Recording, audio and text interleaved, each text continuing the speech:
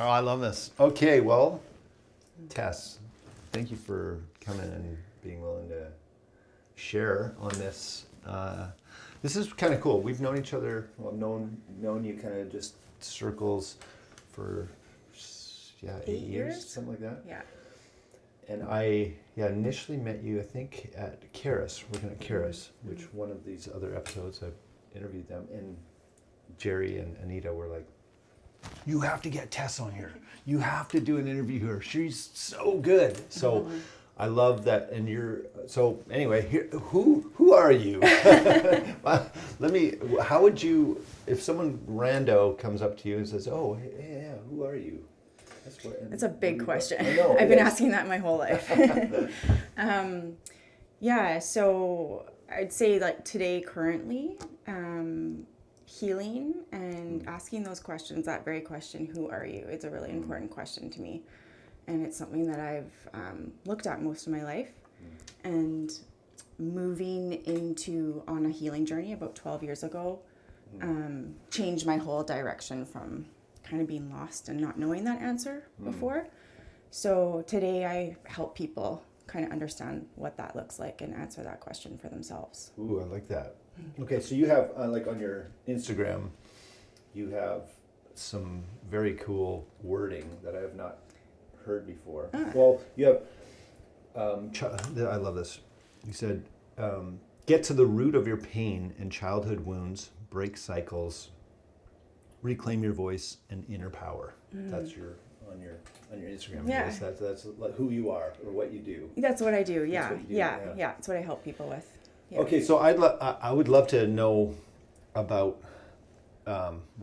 two things. First, I'd love to know how you help people. Okay. But I'd love to first know a little bit more about you. You mentioned this thing 12 years ago. You had something, like this whole series is about unstuck, finding hope in loss, right? And everyone's been stuck. So obviously you had a big change 12 years ago. I don't know if you would call yourself stuck, but I'd love to know a little bit about. Were you? Oh yeah, yeah. That was, for sure, that was an exclamation point. Yeah.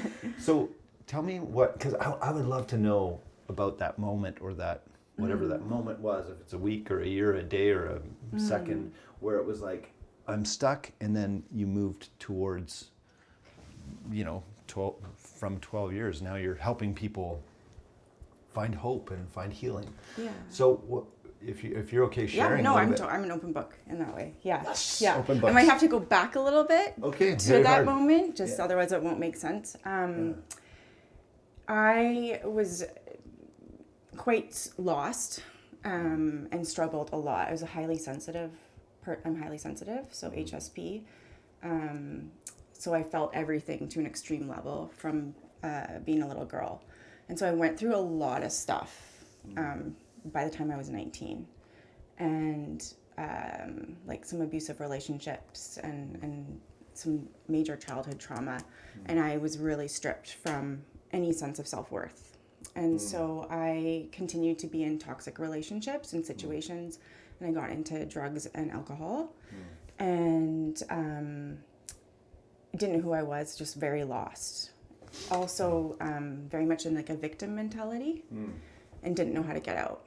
Okay. Wasn't really able to take accountability for myself so much, like wasn't really able to see out of that. Right. Didn't have the tools. And so when I was 27, I got staph infection from endometriosis, a surgery that I had to get from endometriosis. And the staph went into like my whole body, and I became septic. And then I ended up in a coma. Oh. Yeah, so I was in a coma and on life support, and was in the hospital for over a month. shoot. And so I had to learn how to walk again, and it took me probably like a year to Learn heal. how to walk. Well, all my muscles had atrophied because I was in a bed for so long.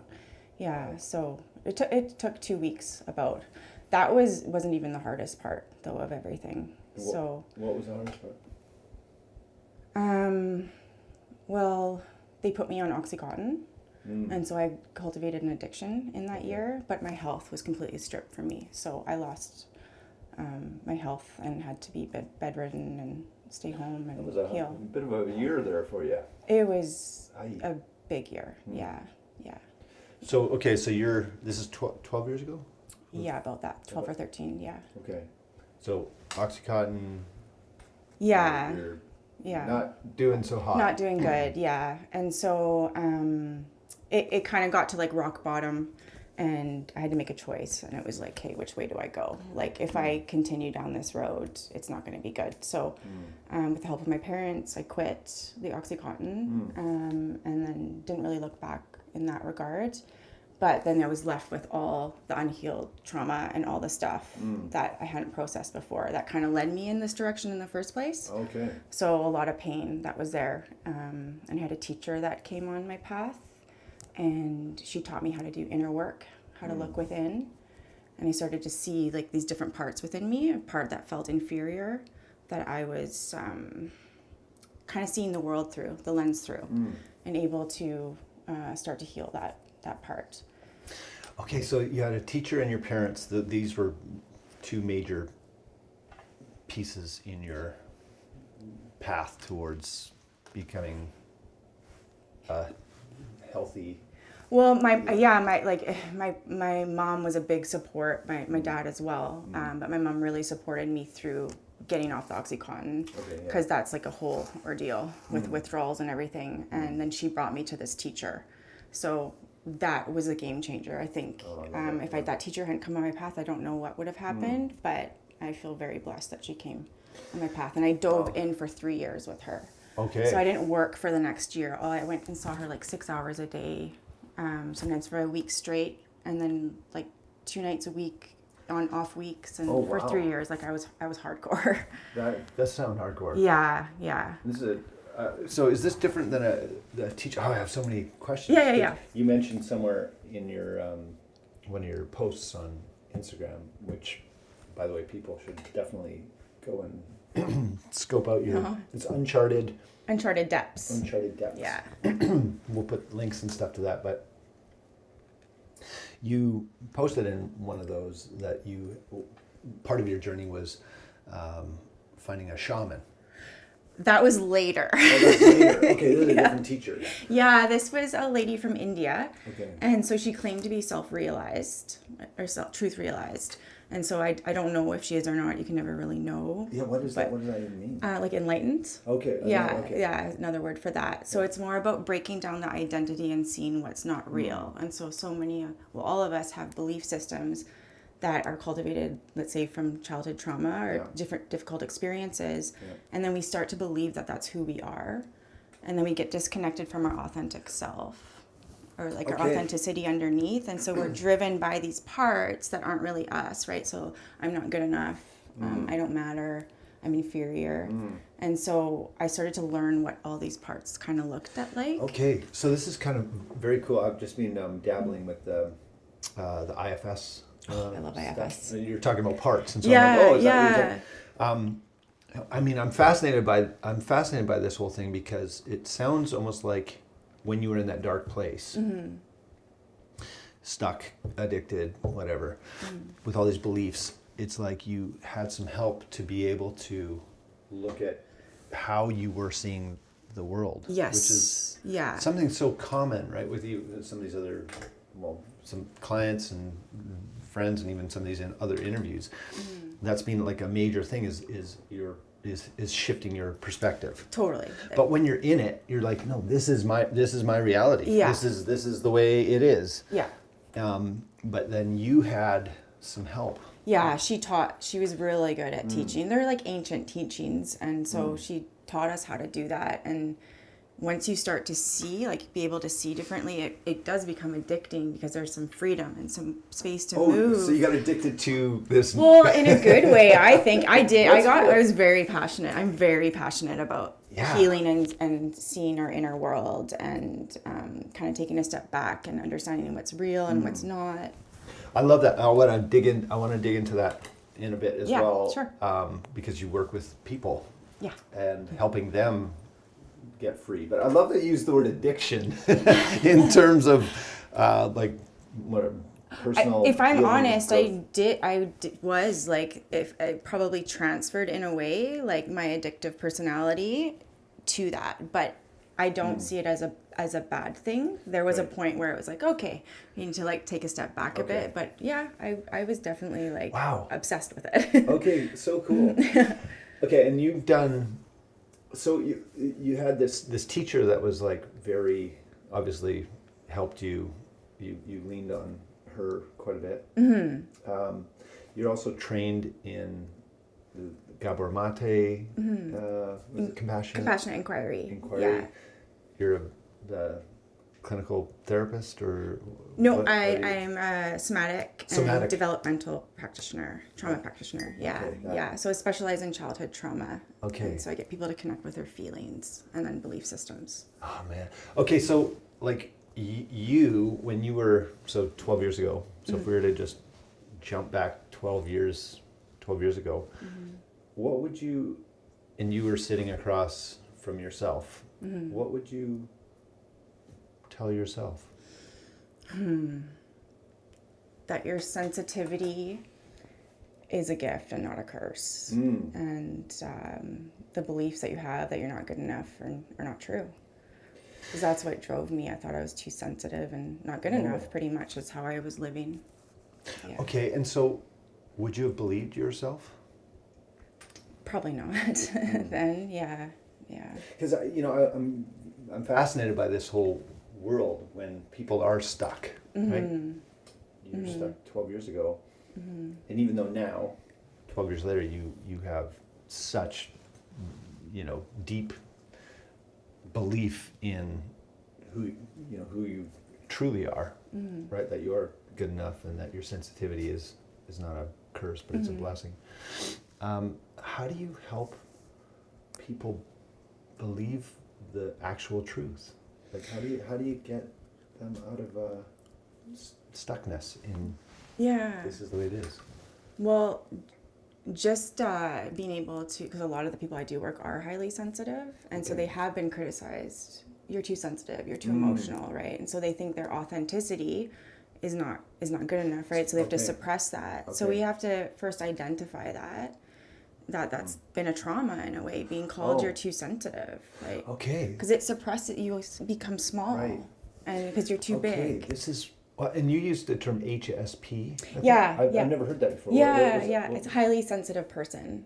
So, so that's a diagnosis that you can. It's a form of neurodiversity. So So it's like highly sensitive people have 90 more neurons in the brain. No way. So you feel everything. Like on a grander scale. Same with sensories. Like, can get sensory overload really easily as well. Okay. Yeah, and feel pain, but also feel gratitude and joy really, really loudly as well. So you help people understand if they have HSP. Do you say have or do? Not have, but if they're just if they're sensitive and that's one part that I help them with. So just to see that, to help them understand that it's not a bad thing. Like it's actually a gift in a way, if you can start to embrace it instead of trying to push it away. How is HSP being a gift for you? Because I feel so deeply, and now that I know how to regulate my emotions and not make my emotions bigger than me, like I didn't know how to deal with them, and now that I know they're just emotions, I love to feel deeply. Like I love so deeply, and if I feel grief, I feel grief deeply, but I have a really beautiful relationship with grief. Grief's not bad. It's been my greatest teacher, and so there's beauty in all of it, and it's like being so in touch with life. This is so sweet, because when even last night in the last night's interview with Andrew, we were talking about being numb. Yeah. right? And Yeah. so you were talking about suppressing. A lot of people feel like they have to suppress their feelings. Yeah. Oh, I mean, I felt that too. Yeah. It's like, oh, I can't be fully me because that's going to be too much. Or Yeah. it's going to be put too much weight on other people. So I love that. And Gabor Mate had this thing about depression being, you talked about depression being, look at the word depression. It's depressing your emotions. Yeah. So I love that you're part of helping people be authentic, be themselves. To connect to how they're truly feeling and understand why. How does that, like, can you think of a time when you've been working with someone, does something come up where you're like, oh, this is such a major transformation, or this was an exciting moment, or this is like, is there something or someone that comes to mind of how that works? I feel like lots of my sessions, right, we always are finding, like, we'll find something that they haven't seen before, and so it's asking them the right questions so they can see it, and it's usually realizing like they weren't wrong in the situation, or that they thought of themselves differently than what was there, and so when they can see that, there's like a healing that happens in that moment, and then they can take that forward with them. That's so exciting, eh? I love it. Like, was there a time even in your life where, you said this moment, like 12 years ago, was there a moment where all of a sudden you realized, oh, I actually believe that I'm not too much, or I'm Yeah, that took years of, like, because you can see the beliefs, but it's like, what do you do with them, right? And so, and I learned a lot more about beliefs through Gabor Mate. That's why I took his course. I was like, oh my God, you speak my language. But then it wasn't until I took a course and trained with an addiction specialist in Vancouver, Todd Ritchie. I don't know. Yeah, he's amazing. And so his modality talks about how we're addicted to our pain. And so that's like our behaviors, coping mechanisms, belief systems. And so I started to see that I was actually addicted to, so my main belief was I'm not good enough and I'm bad. Okay. Like a child, like a bad child kind of thing. And so it carries with you unconsciously. And so I saw that I was actually addicted to they're a pain state. And so I learned through his modality how to almost wean yourself like a drug out of them. And so when I started to practice that with everything else that I knew, there was, a day that I just didn't, it would sneak up, like, I'm not good enough. And I'd be like, no, I don't believe in you anymore. So I don't, it just doesn't, it can still come up, but it's like, nope. So there was a day when you were like, oh, there was a day where it was like a big shift. Doesn't mean that it still doesn't some once in a while. It's a process of continual practice. But what does that feel like to be able to realize that even you talking about how you were, it's hard to even imagine you being in that stuck place, because you just seem like such a life-giving, healthy woman, who's wanting everybody around her to be healthier, and healed. What does that feel like to be able to know where you've come from and be able to acknowledge that, I believe something different now. Yeah. I worked really hard. It was like my number one goal. And so it took a lot of like nurturing and self-love. And so it feels really good. Like, it feels good. What would you say to someone who is stuck right now? Maybe they're watching this and they're like, she had the resilience to, or she had a mom, or she had this teacher, or she had access to these things. For sure. I don't. I'm not that strong, or I can do. What would you say to someone who doesn't have that hope today? Yeah. So this might sound strange, but where you're stuck, so like the stuckness is the medicine. So wherever there is the pain of what's in front of you, or where there's resistance, or you feel like you can't move, that's where you start. That's where you go. That is the medicine. But you have to go through it, and you can do it on your own. You don't have to have someone help you. You just have to have I call it the warrior heart. If you can connect with that, because everybody has it within, and just take baby steps, just facing it, facing it, right? The stuckness, like why am I stuck? What's gotten me here? What's the pain? What is my pain underneath? Yeah, because that takes a lot of courage to look at that, right? It does, but it takes more energy to dance around it your whole life and to live. You're only half living then, right? And that's much more painful because you're disconnected from yourself. So the medicine is through the pain. Wow, I love that. Medicine, so the medicine is the stuck, or is the pain? Is in the pain. Yeah, It's in the pain. Yeah, it is. It's and where you're stuck, right? Like it's usually because there is pain there, right? Because if we're stuck, there's coping mechanisms like maybe self-sabotage or addictions, and they come in many forms. I love this because actually Anita was taught when we were doing this interview about how Caris and the Caris Sports Society and how they're dealing with women in addiction. Yeah. She said something beautiful, something similar. She said, you got to make friends with your grief, make friends with your anger. Yes. So it's kind of cool to hear you even talk about the medicine itself is in the pain or is in the, that there's so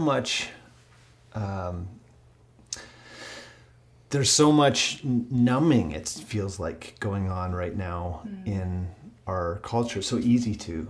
It's so easy to. It's everywhere. It's like, take your pick your poison. Yeah. Yeah.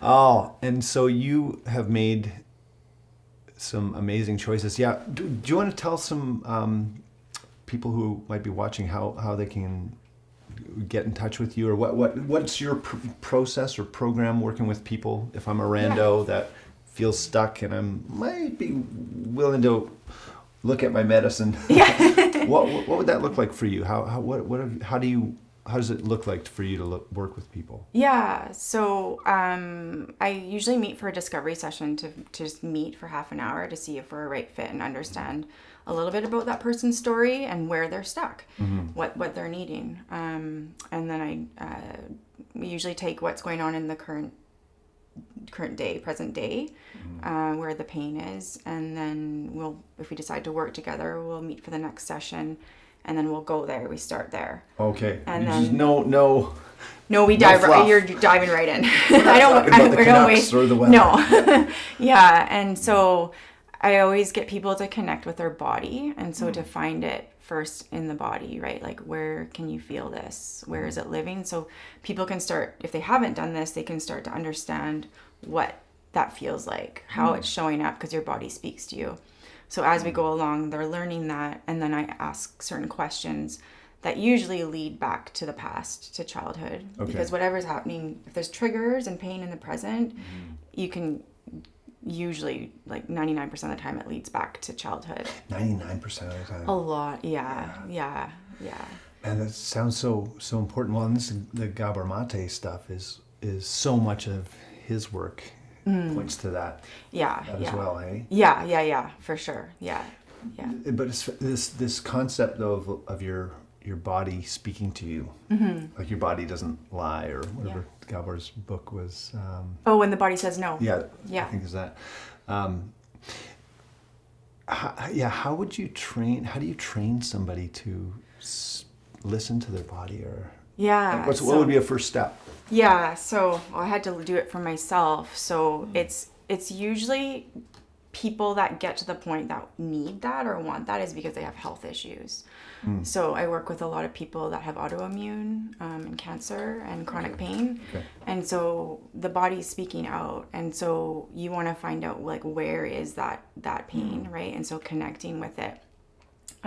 Like if someone has thyroid issues, it's usually something around their voice and speaking. And so we explore that together. And then it will always lead back. It always leads back to childhood. Is this with just chronic stuff?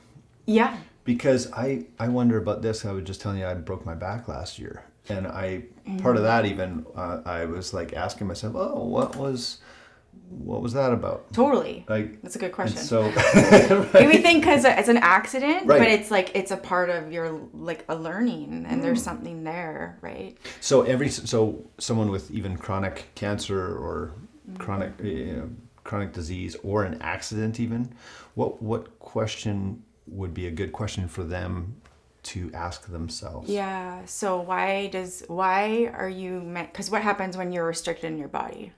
You have to sit still, right? Like you have to be with yourself. Like you don't really have a choice, right? And so, in my perspective, life, the universe, whatever you want to call it, wants you to be still. And why do you need to? What in your life are you doing that isn't healthy, right? So like autoimmune, a lot of people will like be chronic people pleasers. They do everything for everyone else and not for themselves, and they forget their needs, can't say no, have repressed anger. And so it's exploring these things. Why was this developed in the first place? What is it trying to tell you? So I feel like the body's a messenger. It's not trying to punish you. It's trying to help you. I love that. And the body don't lie. No. Right? You can't. No, it does not. Like you can kind of fake a lot of stuff to a lot of people. Yeah. But yeah, your body's gonna. Yeah, it's so wise. Yeah. That's how you. Yeah. I love that. So it's learning to listen. Yeah. Because it's not that there's a problem. It's just that a lot of us haven't learned to listen, or we just ignore those signs. Yeah. And if you look back, people that have chronic issues, they'll probably see, or they tend to see that they did have the signs, but they didn't listen, and then it gets worse and worse. That's so cool. And so, what is your? I mean, I was kind of a little fascinated by this idea of this. You were trained, or you said you spent time with a Zulu shaman. Yeah. And that's public. That's on your Instagram. So can you tell me, like, what was the nugget, or like what was the most important thing that you learned or got from that? So, her name's Mari, and she's amazing, and she's the real deal. And we did a lot of healing around like ancestral lineage. So I learned a lot about like generational trauma. And what's showing up for you today, and how to work with your ancestors, and how to heal your lineage. Wow. So I learned a lot through that. So and again, connecting to your intuition, connecting to your body, listening. So that helped me deepen that even more. Good. Yeah. You got all these trainings, like you got all these things that you've like done. Different so now your paths. Toolbox is just this. Yeah, I have a very eclectic toolbox. Going into, like, say you're about to go into a session with someone who's really struggled deeply and is maybe new to the whole healing world. Yeah. Do you ever get nervous? Not anymore. It's like my element. I love it. That's when you come the most That's alive? the most, like, when I'm me. Oh, really? Yeah, that's like me. Yeah. Mimi. Yeah, Mimi. Great nickname. Yeah, I'm very present with people, and there's like a connection, and it's just, I love being able to help people like see there's like patterns. Like I'm really good at seeing patterns, and so asking the right questions for them to see it though, so they come to the conclusion rather than me telling them. Okay. Because I mean, I could guess, but that's not what I'm here to do. It's for them to see it, so they can step into their empowerment. And I love watching people have like an aha moment. Right. I know, even just your facial expression. That's why I was asking you about that too. Is like when you see somebody actually get it. Yeah. Right. Or if you can. Oh, it's like everything. So it like energizes me. Yeah. I love that. Yeah. Okay. Random question. Okay. Thanks for sharing, by the way. It's pretty cool. I actually didn't know that about your story, like how in depth stuck you were. Yeah. Yourself. It's just beautiful to see who you are now and what you're about. It's so cool. I appreciate that. I've asked this to all of the interviewees so far, and it is, if you were in a room with everyone that you've ever met in your whole life, so dead or alive, who would you gravitate towards? Oh gosh. that I've ever met. Yeah, and everyone you've ever met in your whole life is right here in this. They're just outside, and you get to. And who are you going to go towards? So Anita actually. Oh, really? Is someone I very much I gravitate towards. She speaks my language, and I could talk to her, and she's just so warm and loving, and I just love her. And then probably my parents. Yeah. So the first person you go to is Anita. That's so sweet. For those who, if people are just watching, she works at Care Support Society. Has worked there for 17 years. But she's also one of your best friends, right? Yeah. So I love that. You would just go to her. Yeah. It seems like such a safety there, hey? When, Totally. someone that you feel... Oh, she's just she's so authentic, and she's just so open, and you can talk to her about anything. I love it. Yeah, and my mom too, and my parents. Yeah. Like my mom and me are really close too. Yeah. Love that. Yeah. What do you think is the key, either for yourself or for your clients? Let's say you have those kind of aha moments. You have this, oh, yeah, this is why I'm like this. I had a bunch of trauma, and now I get to see the world differently, and you have some steps forward. What would you say is the key for people keeping that freedom or health, healing deal alive? Yeah, so it's consistency of the little shifts, because you can have the aha moments, but if you just walk away and you don't make the changes, then you're going to keep repeating the same patterns or cycles that are maybe hindering you. And so I always say you have to put it into action. And so let's say I gotta think of an example of something. I can't think of anything right now. For one of your clients, or let's say you see that you have a belief that I don't matter. Let's say we found that core belief, right? You want to understand and learn what that feels like in your body, and then you want to be able to see when it's coming up, right? The only way you're going to be able to move through that is if you consistently, and you're not going to be perfect.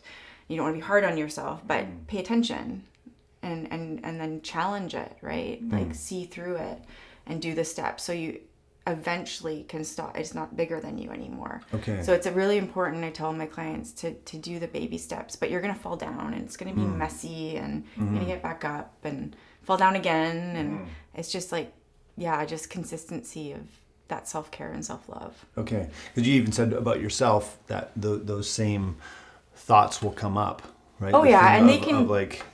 It'll come up, but then you actually have some tools to know what to do with it. Thought. Yeah.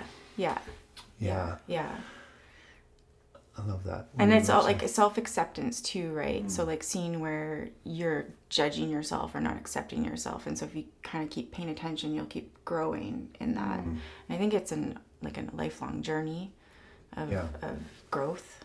So but I think practice. Unless you're enlightened, I guess. Apparently. How do we get too enlightened? I have no idea.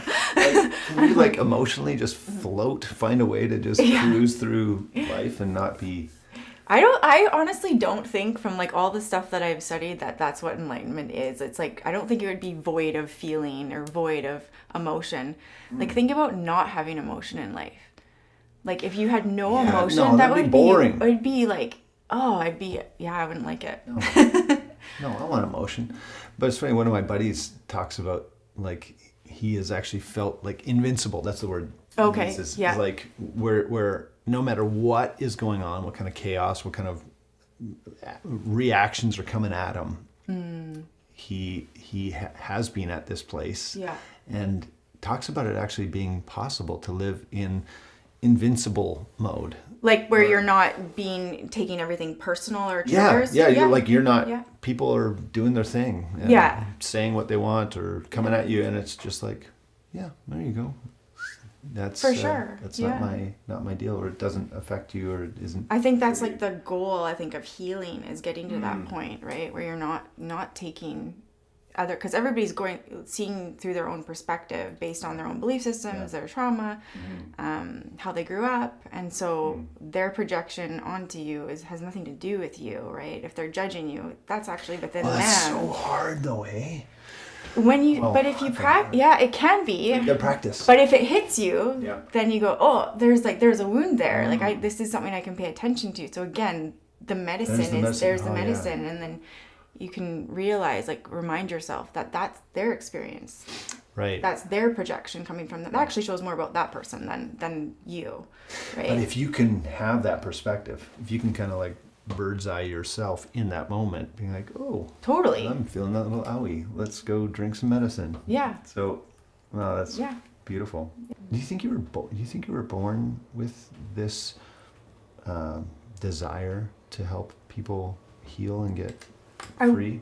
I wanted to be a counselor at a young age. Oh, you did? But I didn't ever think that was possible. Like, I used to think I was stupid, and I was like, oh, I'm not going to college. That'll never happen. Yeah.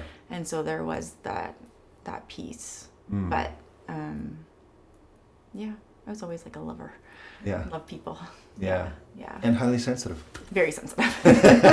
Yeah. That's sweet. Well, thank you so much for sharing, and it's so cool to hear. Well, we can all kind of watch your public journey of helping people become free and more healed. Thanks for sharing that. It's beautiful. Thanks for having me. It was a lovely conversation. Yeah. Prost. Cheers. Cheers.